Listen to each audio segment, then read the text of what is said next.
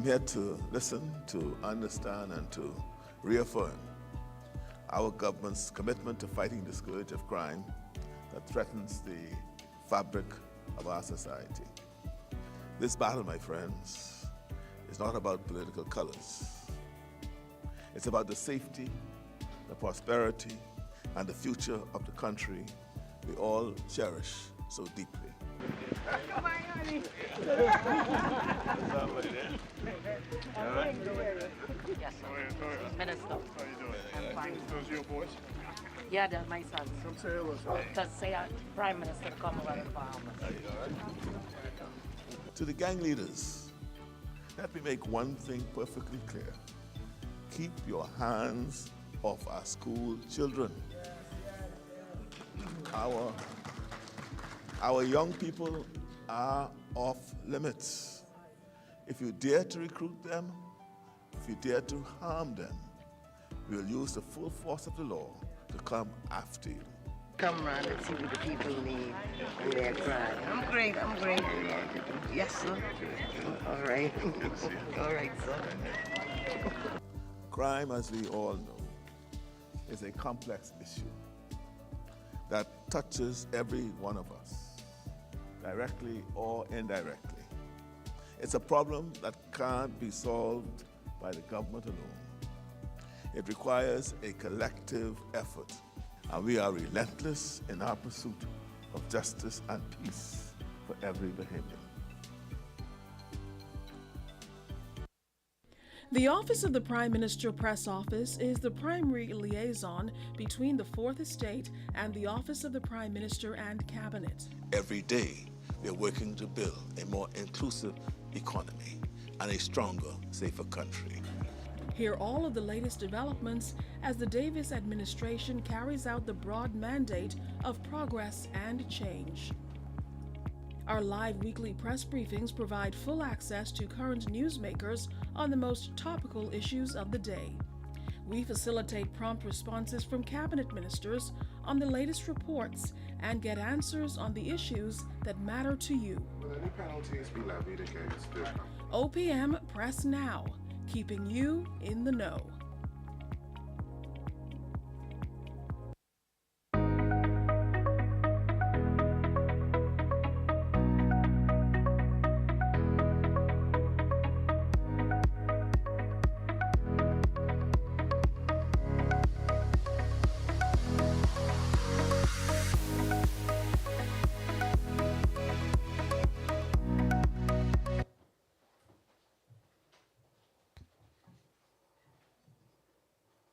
Good morning, everyone. It's good to see all of you here for another weekly press briefing here at the Office of the Prime Minister. We will get straight to it. We are very pleased to welcome this morning the Acting Controller of Inland Revenue, Ms. Shonda Strawn, as your real property tax, that is non-owner occupied properties to be exact. So we will hear from Ms. Strawn on the progress of that initiative. We're also pleased to have this morning Senator Terrell Young of BAMSI, who will give us details on some very exciting new ventures. And this is in line, of course, with the government's thrust to improve and increase food production across the country. We'll start things off with Ms. Strawn.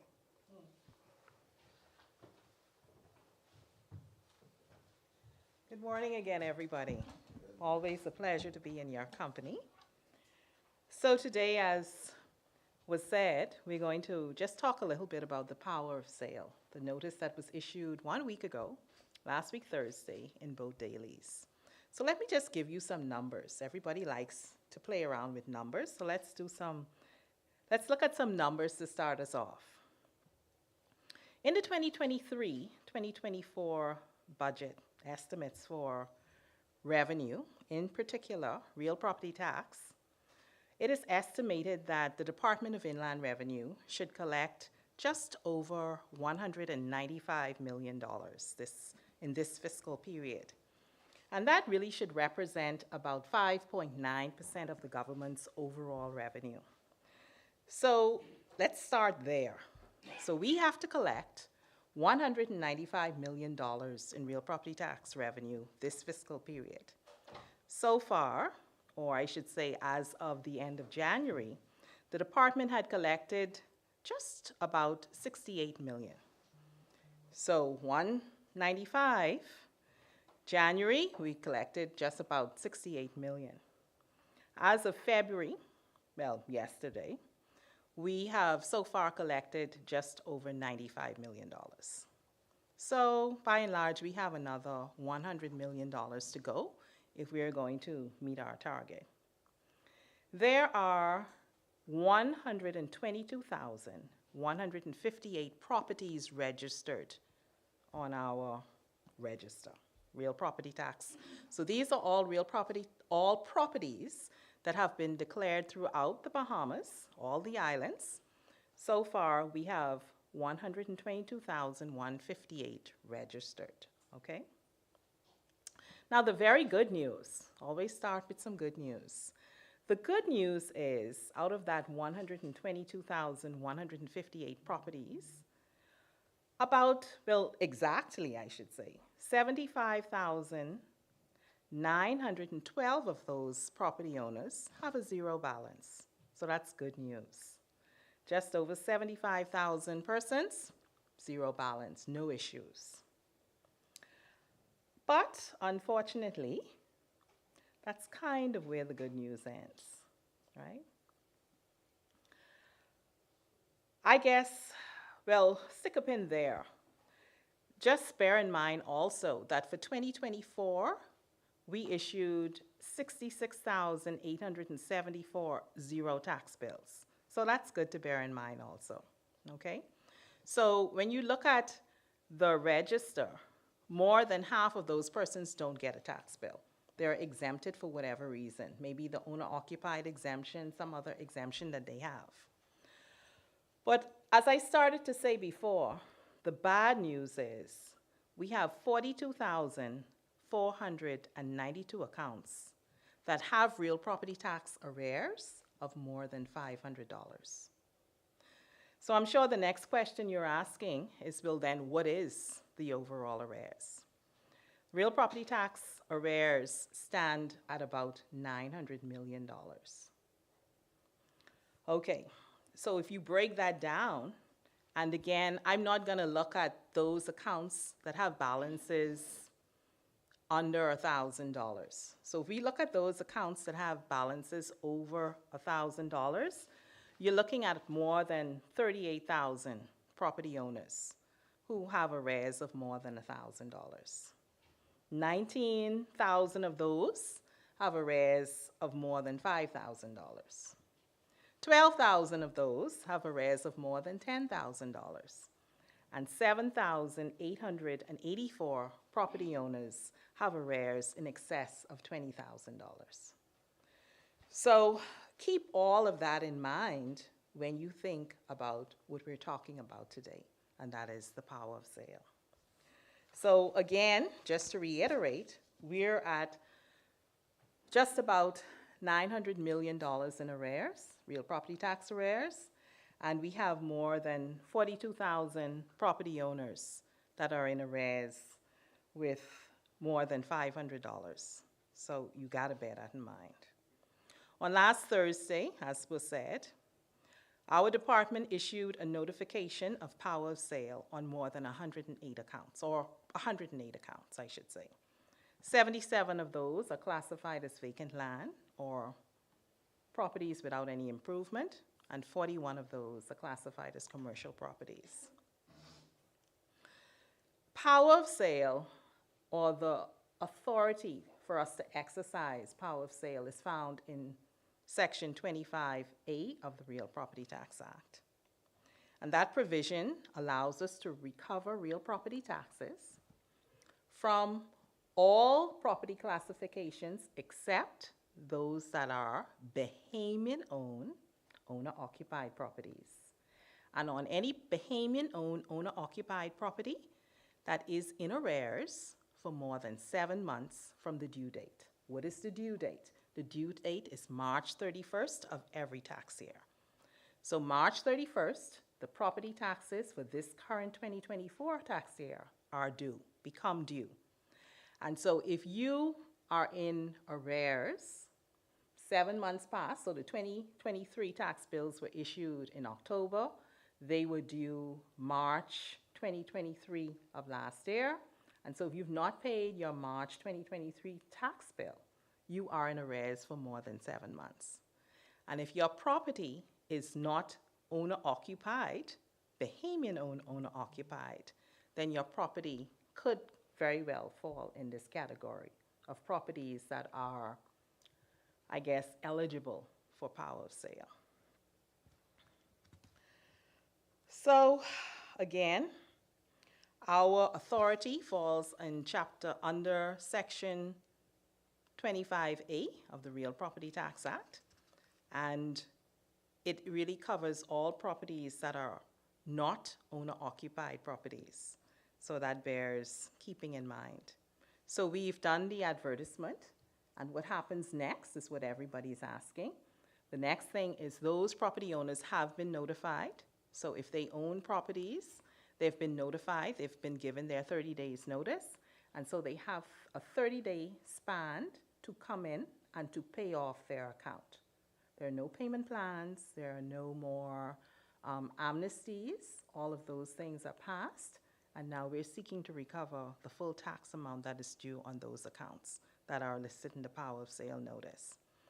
So again, property owners still have time.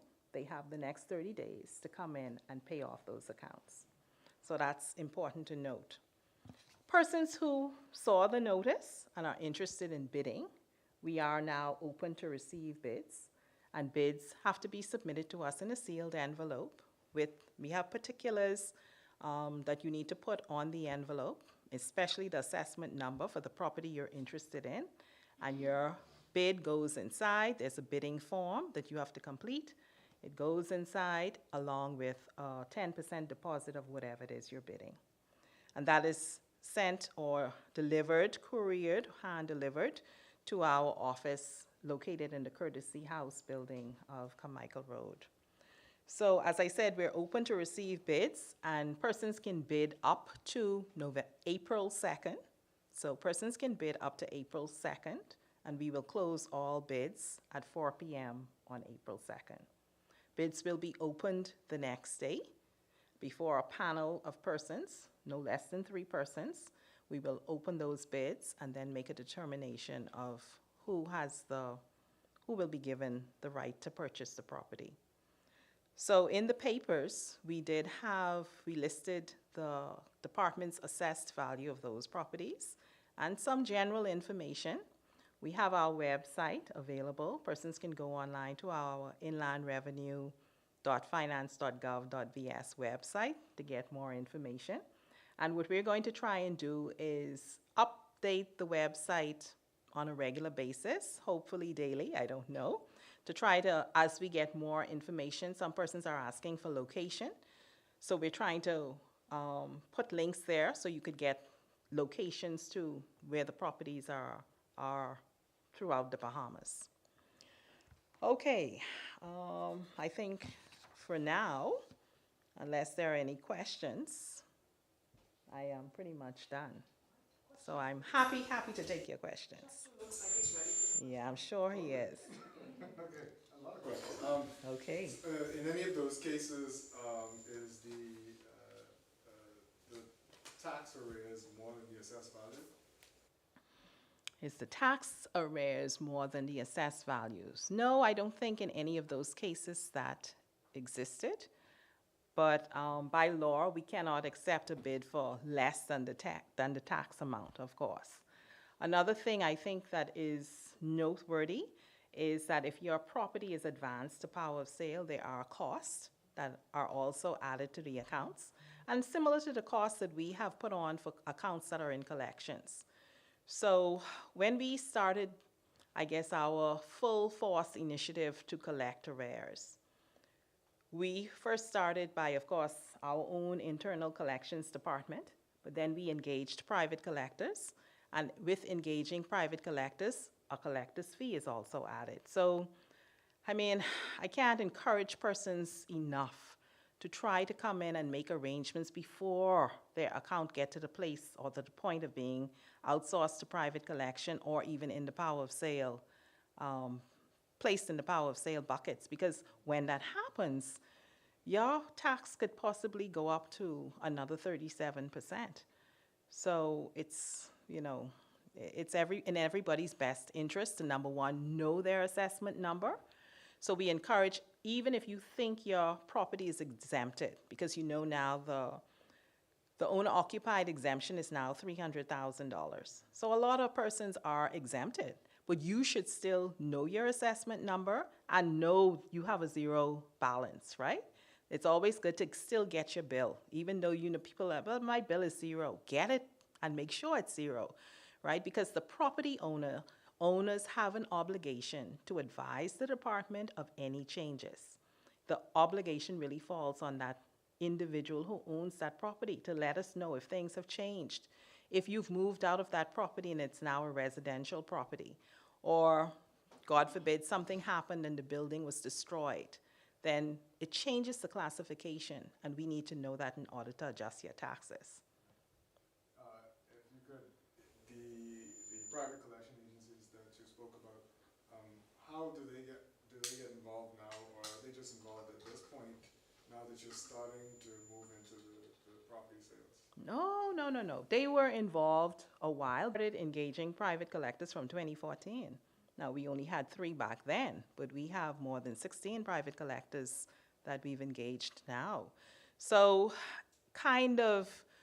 we have a split. Some accounts go to internal collection, but of course, because of the amount, which I said earlier, there's no way our staff can handle all of those accounts. So we have our collections department broken down into, we have the early collectors who will call and give you a courtesy call. We have those who go a bit further. They send out the demand letters. But on the other side, we also have private collectors who are also given buckets to help us to collect. Once we've done that, we've notified persons we've been trying to collect, and we're not getting any success, then the plan is to really move to the next step, which is to collect the taxes, but to do so by selling the properties. That's not something we want to do at all. So again, we are encouraging property owners to come in and do what they have to do before it gets to that point. Because when it's advanced to those stages, then there's little we could do about the extra fees and all of that stuff. It's hard to roll things back. I know you had mentioned in the past that you might have been having some difficulty finding some of the foreign owners. How's that worked out? Well, Some of them there, yeah, and again, I start by saying the onus is on the property owner to declare the property. And I'm saying that for a reason. There is a trend that we are seeing, not only with foreign owners, Bahamian owners as well. When there's a change of hands, change of ownership, persons don't let us know. And so it makes it very difficult for us to find those persons. But again, you mentioned foreign owners. We have engaged foreign assistance to help us track down foreign property owners. So that has proven successful to some degree. But at the end of the day, if the taxes are on the account, then we really could move to power of sale. And so the onus is really on, again, property owners to come in and to declare their properties.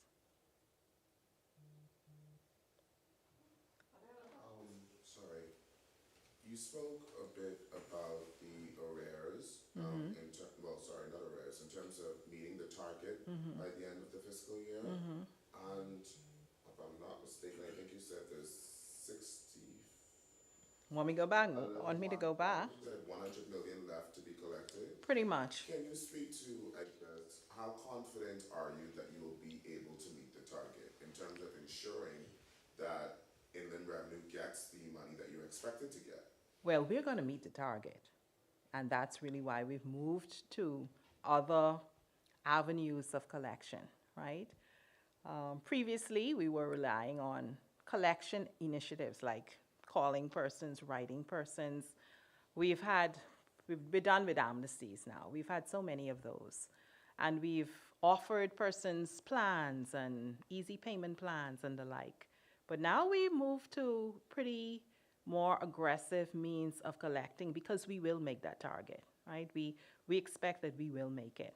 Again, power of sale is just one thing that we're going to utilize. It's in the Act. It's always been in the Act. It's nothing new. It's just that we didn't use it before.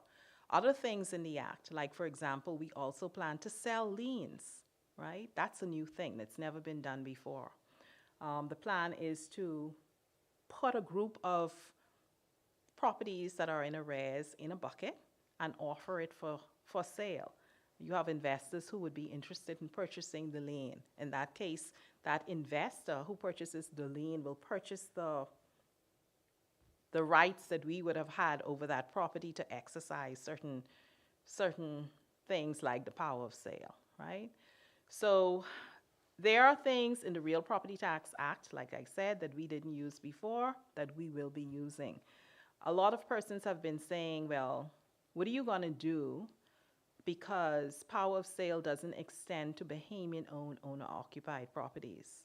And there are quite a bit of those properties also that are in arrears. Well, again, the Act allows for the garnishing of wages, right? It allows for some other things, and we're going to utilize those tools that we have. We got to meet the target. We don't have a choice, right?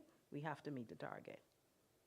Is this mainly centric or is this nationwide? No, it's nationwide. It's nationwide. So you have a cross-section of properties, whether they be in Exuma, Bimini, Long Island. New Providence, of course, has its fair share.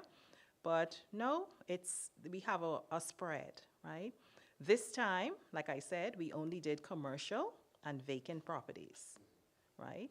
The Act also allows for us to do residential properties. Now, residential is different from owner-occupied. People mix that up, right? A residential property is a property that is used for dwelling purposes, but the owner does not reside there. So, say Chester. Chester has a triplex, but he doesn't live there. He has this big palatial home behind a gate, and he has his triplex. But he owes on the triplex. The triplex is fair game, right? As long as that triplex is in arrears for more than 7 months. We've not done it yet, but the Act allows for it. So far, like I said, we've done commercial and vacant land, right? And what is commercial? Some of the commercial buildings could be apartments upstairs and shops downstairs. Right? You could have a beauty salon, a lawyer's office downstairs, or a food store, but you have apartments upstairs. But the owner doesn't live there, right? And so you have arrears, quite a bit of arrears. So the $95 million that was collected up until February, that was real property tax only, right? That's just real property tax. Can you give an indication as to how much DAR has collected in taxes so far? We will get that to you. Okay. All right? So, Another John will get that to you. Just wanting to know, how is the large taxpayer unit going into that? I know the last time you spoke, the first round had started, that was a while ago. So how is it coming on stream now with those companies? Well, it's fully on stream, and the large taxpayer unit has made contact with the majority of the clients that have been placed in that unit. And so it's going, I would say, well. We've done profiles on those taxpayers that are in that group, and it's just really about relationships, building the relationships, so that anything that those taxpayers need, we're able to provide the service. But also, it's also about helping them to keep their tax returns and filings accurate and payments made on time. That group also pays ahead of everybody else. So they pay on the 14th, and I'm very happy to advise that they've been doing very well. So far, my last report was we had over a 98% success rate in persons paying on time and transitioning into that unit. Another thing, I know that the DIR has had some issues earlier this year with the portal and getting it on stream.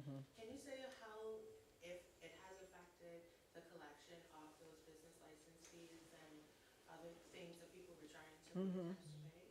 So there were hurdles. We rolled out an upgrade to our existing tax system for the real property tax, for VAT and for business license. So there was a system upgrade. We did experience some challenges experienced challenges in January. Those have all been resolved now. But those challenges were primarily around the filing period, where you had to file your application. Payment is due in March. So we've gotten over those hurdles so far, and so taxpayers will be in good stead to make their payments come March. I just wanted to ask, the properties that you have listed for sale, I think some of them are on the website as well. What's the total value of all of those? Tax-wise, it's about $35 million. Yeah. As it relates to those delinquent properties, this is the last one. For persons, I guess, or individuals making their bids, are you open to, I mean, by the department, in terms of working things with those new individuals, in terms, I know you mentioned payment plans and stuff like that for persons bidding? No? Okay, just asking. No. We expect that persons bidding will have the ability to pay the full bid price. They are telling us what they're willing to pay for the property. They're giving us a 10% deposit, and we expect that within 30 days, they will be able to pay the balance of whatever it was that they bid, whatever the bid was that they submitted. And we expect that they will be able to satisfy that within that period of time. Or else it goes to the next person, right? That's it. Okay, thank you very much. Thank you, Ms. Vaughn. Brittany, maybe we could put together for one of those properties. That sounds like a plan, right? All right, so we move on now to the very important and priority issue of food security and increasing food production in the country. Senator Terrell Young is, of course, chair of BAMSI, which is working very aggressively to improve the production of food. And I'll just sort of say in the egg production area, which is, of course, a big one for many reasons, but I'll let him explain what's happening in that regard and other big announcements from BAMSI. Mr. Young?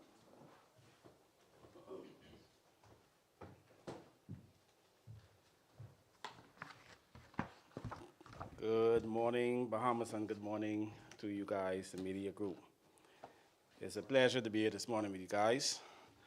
And I'm just here to go over briefly some of the projects that BAMSI has launched, some of the projects that are in the pipeline that are for the very near future, and the way forward as it relates to BAMSI, food security, and the likes.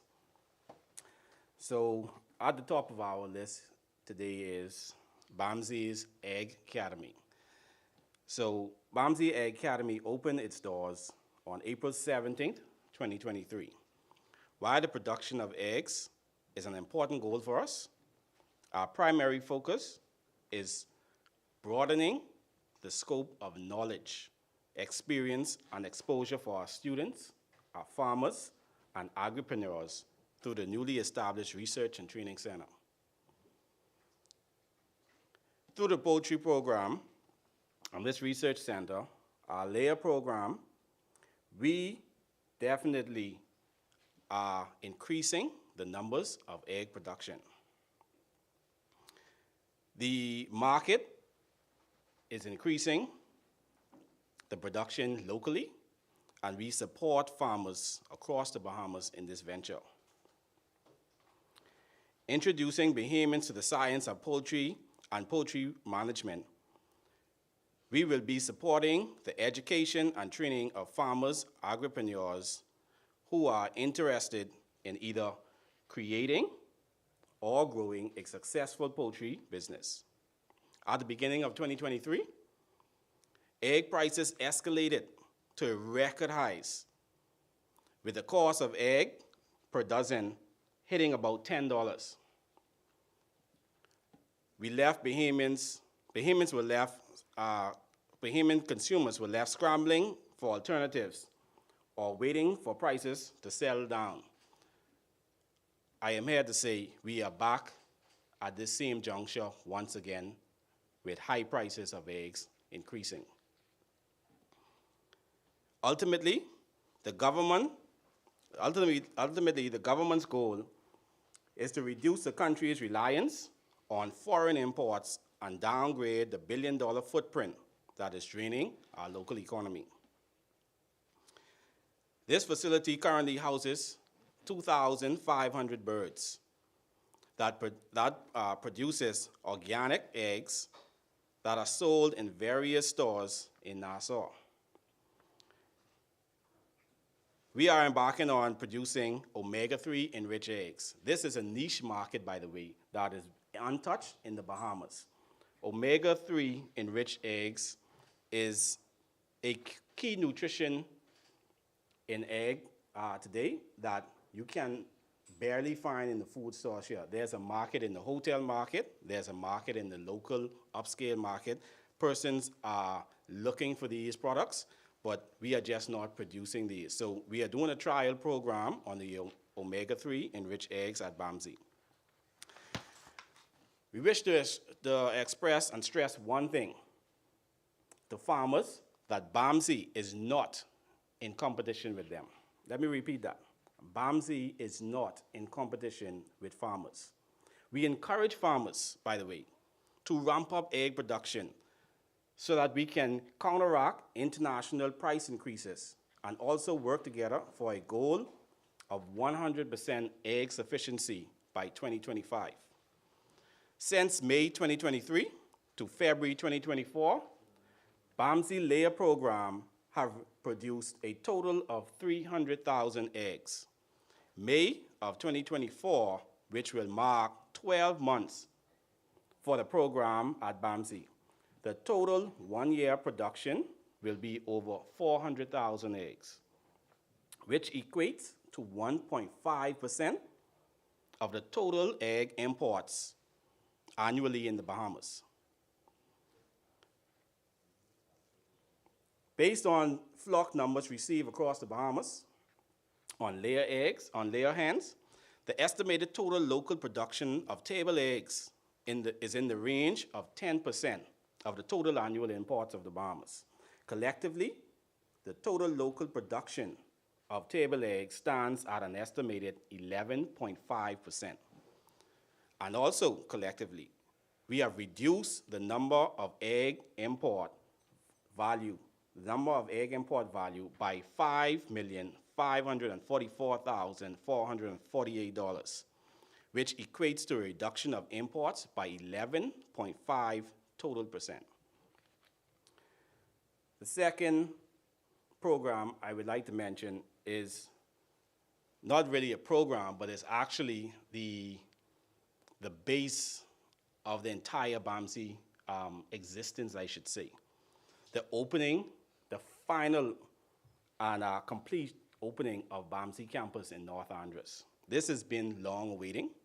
This is a project that started in 2014, and now we are in our 10th year, and we are opening the campus face-to-face for on-campus living and study. BAMSI campus is set to open this coming fall semester, August 2024, for on-campus learning and face-to-face learning. This will truly be a new day for BAMSI, as we are set for the completion and grand opening ceremony, September 2024. BAMSI is now currently accepting applications for enrollment for the fall semester 2024. BAMSI Research and Marine Training Center, Long Island. BAMSI is set, this is our third project that we have going on currently.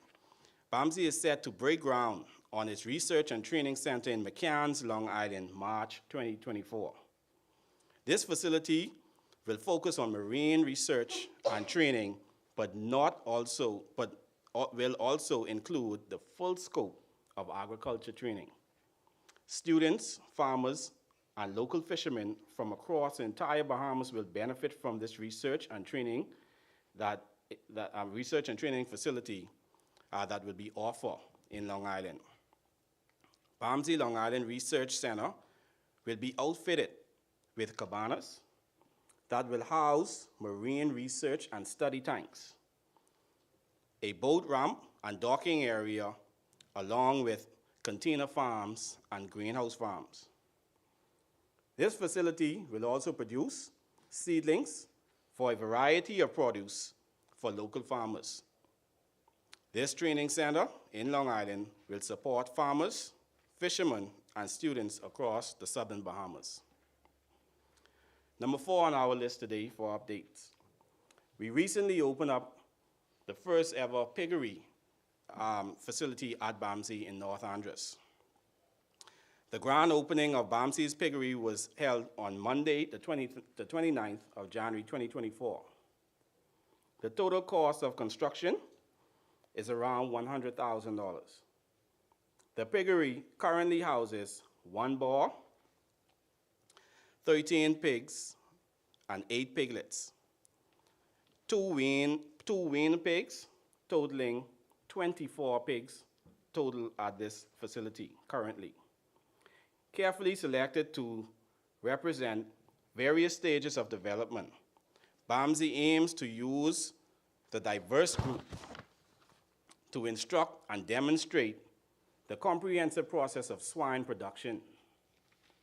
The Bahamas currently imports over $11 million in pork products from the USA alone.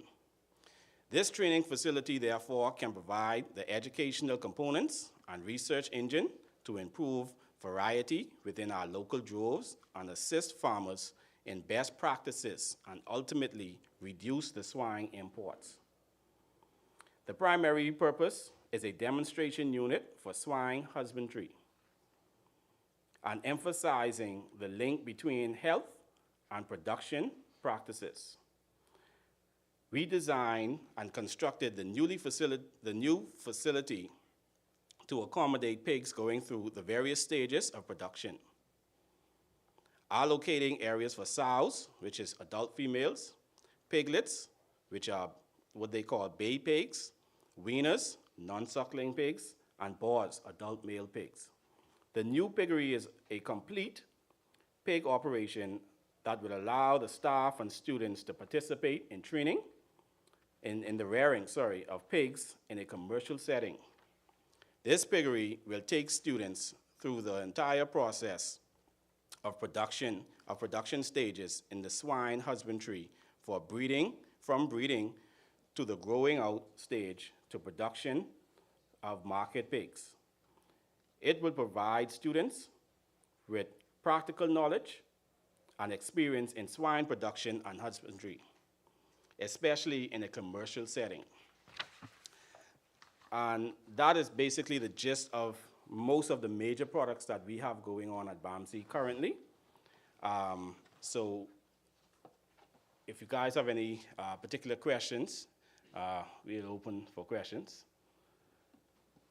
I just have a question about, you said the school is fully open now, etc. What's the enrollment like? The school is actually about to be open, about to be completed for August this year. The enrollment, definitely, this is something that we have been waiting on. This will definitely increase our enrollment at BAMSI dramatically. What we find over the years is that students want that college experience. They want to go to college. They want to feel that experience. And that is what we have been missing at BAMSI from the onset. So now to go face-to-face and be on campus and experience that college life here in the Bahamas without. Well, we have been marketing nonstop. We have been marketing nonstop, and we intend to continue to increase our marketing strategies. We have brought on additional assistants in the marketing department just to try and bolster what we already have and get the word out there that BAMSI basically is now ready for in-person learning again. So what's staffing like? Staffing currently, we have a complement of about 158 staff members total at BAMSI now. Anything else? That's it. All righty. So thank you guys very much. Have a great day. All right. Thank you very much. So that completes things for us with our guests. I want to thank everyone for coming. If there are any further questions, and if Yes, ma'am. So government spending $100,000 on traveling to the Family Islands, particularly for the ahead of the by-election, right? How does government justify that amount, right? Considering that critics have suggested that it seems to be an exorbitant amount of money being spent on pre-travel. Well, I know that the office has issued a statement on that. I would not go beyond what is included in that statement. All right. Thank you very much, everyone. Have a great day.